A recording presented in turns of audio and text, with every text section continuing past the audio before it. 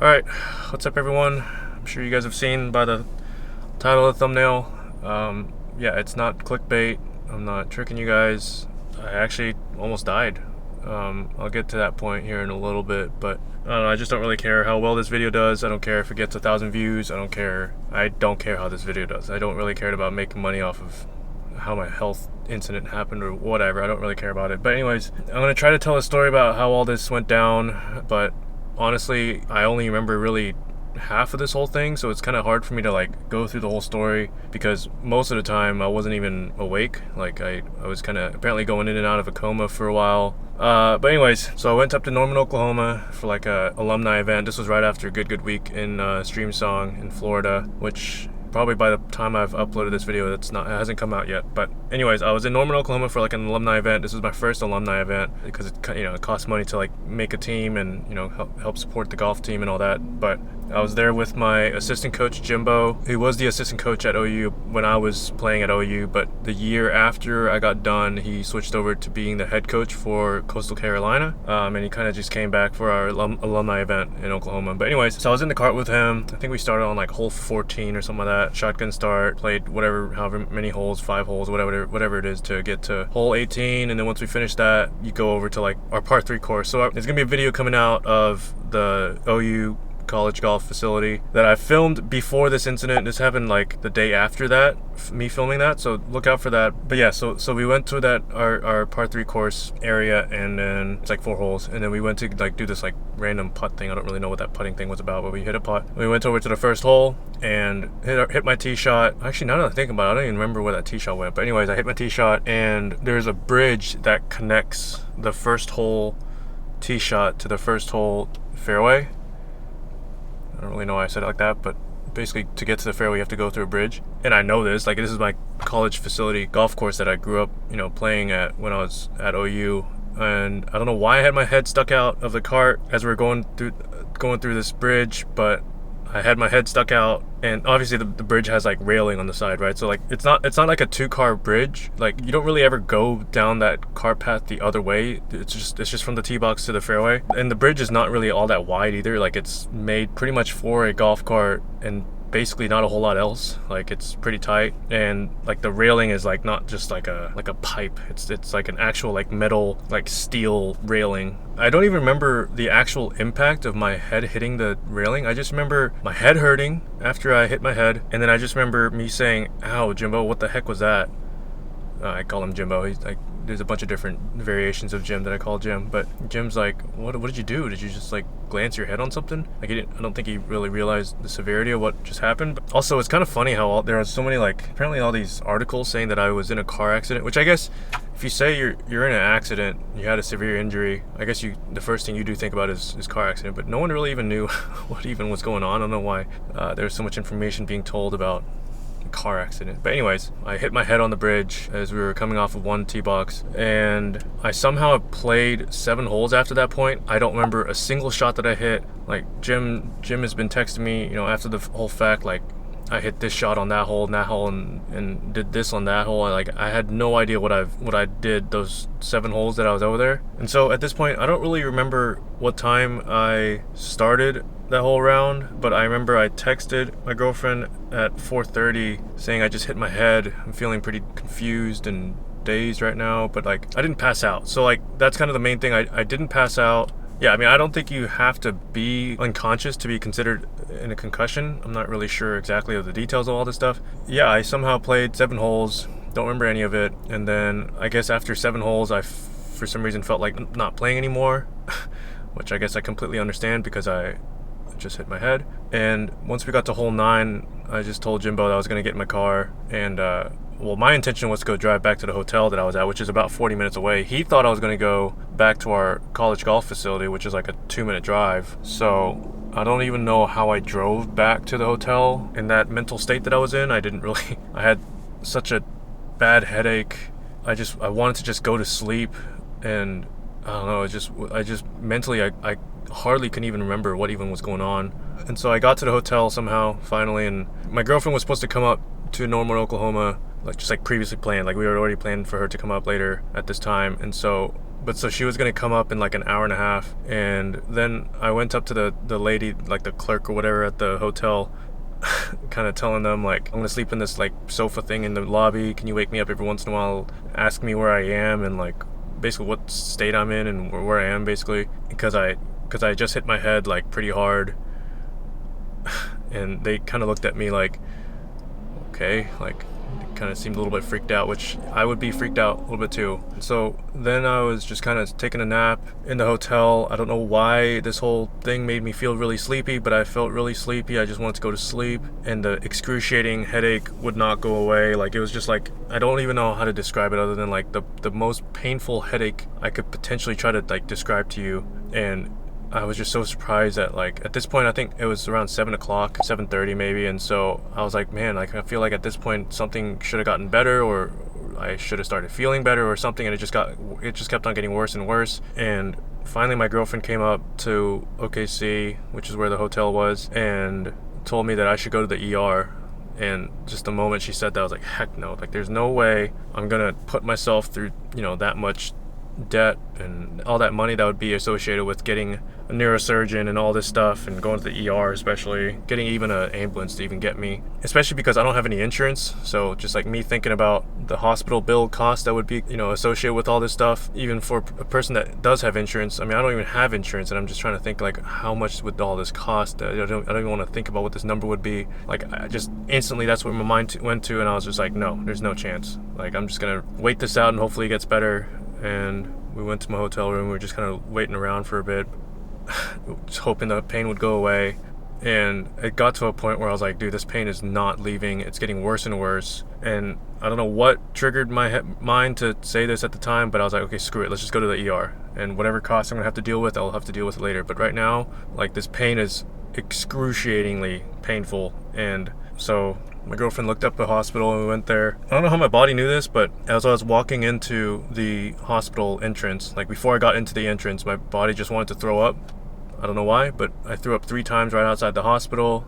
And then I got in there and they did the whole like putting the thing around your arm, like checking your blood pressure or something. And then they put a little thing on my finger, checking blood pressure. I don't know, something like that. I don't know. I don't really go to hospitals. I don't really know what the heck they're all doing. So I just remember after that, I went over to some like seat thing or like a bed thing or whatever. I don't remember what it really was, but I was laying down sideways on it. And that is the last memory that I have until like 4 days later when I woke up on Tuesday. So at this point, literally just going off of what people told me. And I don't know when it happened or really the timeline of things of whatever happened, but apparently like a few minutes later, like 5 minutes later, they asked me like, how am I feeling? Or they asked me some sort of question like, do I know where I am or something like that? And I said, I don't know, but I switched my website over from PayPal to Stripe, which had absolutely nothing to do with the question whatsoever. And I think my girlfriend and the nurse kind of looked at each other like, what the heck is going on? What did he just say? And I think at that point they realized, holy cow, this could be, you know, something pretty serious, and they started working harder. I guess I was like the last one in and the first one in to go see nurses, because I guess pretty obviously like your head is the most important part of your body. And so a little bit after that, they took me in for a CT scan. I don't know, it was kind of like an emergency kind of thing, and they got a CT scan and noticed that basically, I was trying to find images of this on Google because they're going to probably send me that CT scan for my own records, but I think it's going to come in like next week or 2 weeks later, which I don't really care about really waiting for that. But I was trying to Google a CT scan and I couldn't really find one that was as bad as mine. I don't know if that means because if it gets as bad as mine, you're usually dead or what. I don't know, but basically a quarter of my skull was like, had internal bleeding. Not quite a quarter, but like almost a quarter of it. I'll try to maybe like stretch out this image on your screen right now to, I don't know, try to get it similar to what it kind of looked like. Also on this image, it shows the blood coming in from the bottom left side. Mine was actually the top left side of my head. I'll show you guys kind of the scarring. What's going on here? I don't know if you guys can kind of see that. It's a little bit more here too. I'll probably just pause this image on whatever you guys can see best, but it only goes, it stops like right here somewhere. And so, yeah, and so there used to be staples there. I'm probably gonna have to wear a hat for, I don't know, half a year or whatever. I don't know what's gonna come out to be. But anyways, yeah, so the image of the CT scan was pretty bad, and they were like audibly saying out loud like, holy cow, there's a lot of blood pulled up in his brain. Brittany at this point is hearing all this stuff and is like, oh god, I wonder how bad this is. I don't know, it's just kind of scary hearing all that stuff. She was basically thinking like, oh my god, this guy might be like paralyzed at the least. Like there's no way he's gonna come out of this like just perfectly fine. Apparently I was kind of going in and out of a comatosis state or some sort of coma. Yeah, apparently I was going in and out of a coma, and apparently I had some seizures at the time. I think I had like, I was told like 7 seizures, and apparently 2 of them were serious. I don't know what that means, serious, or I don't know if that means fatal. I don't have a clue. But so when there's that much blood in the skull, like obviously I know that your brain is soft. I just didn't really know like how soft it was and how much you can like compress it down. But when there's a little bit of pooling of blood in your brain, like it's not like a super big deal. But when there's as much blood forming in my brain as much as I did, there's kind of only one other place that the brain can go, and obviously you can't go up because that's your skull, but on the way down is your spine. So I don't know, it gets to a point where if there's too much blood up there taking up all that spot where your brain's supposed to be, your brain just kind of goes down in your spine, and once that happens, it's pretty much game over. Like you can't really come back from that. You're pretty much dead at that point. But apparently I probably had maybe 30 minutes, I maybe an hour. I don't think even an hour, but like 30 minutes to maybe 45 minutes of spare time before I was maybe just done. Like I could have just died right there, just because of how much blood was pooling in my brain. I'm sure it depends on person to person how much blood pooling you can take, and yeah, I'm sure it also depends on like how fast the blood is pooling as well, like the speed of it. So then another problem was that they were trying to get me over to there's another hospital that's like maybe 15 minutes away, because this current hospital that I was at the first time, they didn't have a neurosurgeon ready that night, and so I had to go over to this other hospital, but they couldn't get me over there because my body was in such an unstable state that they didn't want to transport me over to another hospital in an ambulance when I was not really all that stable. I was going in and out of a coma and having seizures and all this stuff, so it's like it's kind of scary to transport someone over like that. And so I don't really understand the logic behind this, but apparently they were putting me under more as I was going in and out of a coma. No idea why, but they were trying to put me under more, and then somehow that got me to be stable enough, I guess, to go over to the other hospital. And I get my internal bleeding drained out of my brain, which apparently took like 2.5 hours or so. Again, I don't know if I said this in the video yet, but like I don't remember any of this stuff. I don't remember really after the point where I lied down in the bed. I don't remember anything past that. I don't remember anything from Saturday. I don't remember anything from Sunday, Monday. I don't remember anything. Tuesday in the middle of the day, like afternoon, I remember waking up and being like, where the heck am I? Why am I so swollen? Like trying to piece things together because I didn't know what was going on all those days. Yeah, back to the surgery. They did the surgery, got the blood out.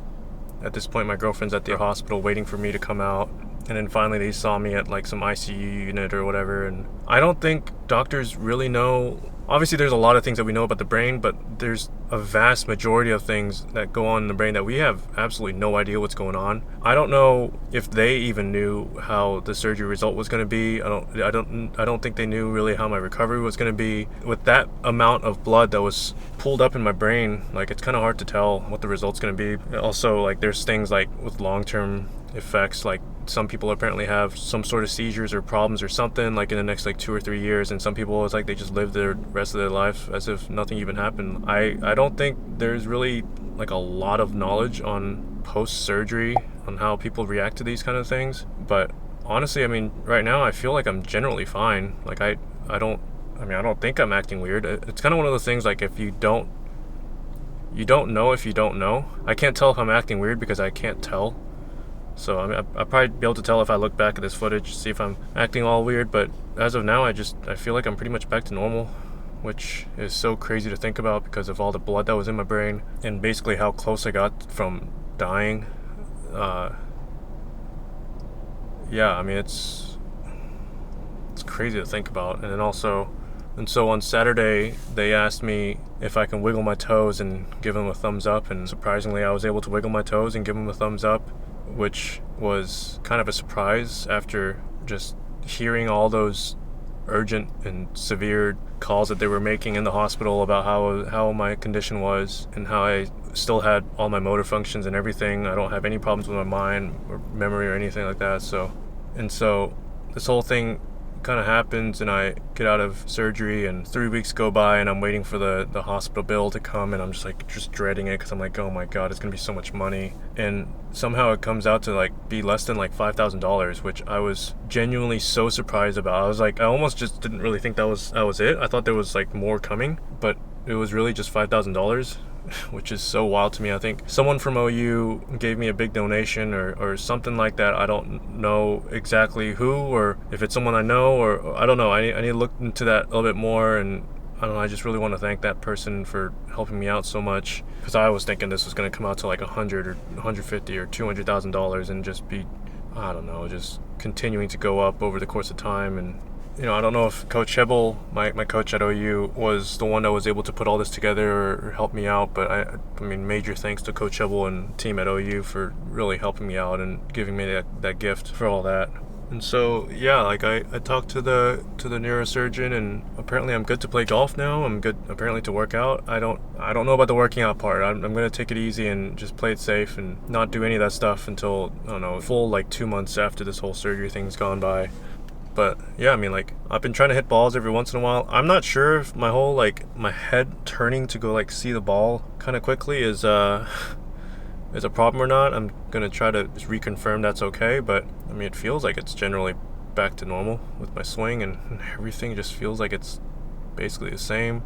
Again, I cannot believe I'm just back to normal. I cannot believe the state that my mind was in at the time, the state of emergency my body was in at the time, and how much blood it pulled up and all that. And I'm not paralyzed, or no problems with memory, or no problems with really anything brain-wise. Like, I cannot believe it. I can't believe I'm back to playing golf relatively quickly. It's kind of one of those things where like you're told about like be grateful in life and all that stuff, and I don't know, I feel like you're told this kind of stuff, and it's hard for you to really understand what I'm saying right now about how fragile life is and how quickly it can go away, unless you go through some sort of scenario like that where it is so fragile, it can just get away from you, and you almost just feel like you're not supposed to even be here anymore. It's a weird feeling. I'm definitely really thankful I'm still here. Again, I don't really care at all whatsoever how well this video does. I know you guys are generally used to kind of seeing more like entertainment style of things and like the golf informative style of videos, so this is definitely not my normal type of videos. And I know that there were a ton of people asking me on Instagram how I was doing and what really happened with the incident, so I just want to get this out of the way so everyone knows. But yeah, hopefully if you guys enjoyed this video, like it if you've liked it, subscribe if you haven't already, and I'll see you guys in the next one. Hey guys, if you're wanting my help to improve your golf, I put everything I know into my 2 programs here. In this one, I show you everything that you need to see in your swing in order to be a good ball striker, and if you don't see these things, I show you how to fix it. And in this one, I show you the course management knowledge that elite level players use to play good golf, and these are the things that I wish I knew a long time ago. If you want more information, check out the links in the description below. Also, if you'd like to help support me in my journey, it'd be awesome to have you as one of my patrons, where you get access to a private group where I do live streams after my tournament rounds, have exclusive content for patrons only, and even do the occasional giveaway with signed putter head covers. Information about that is also in the description below.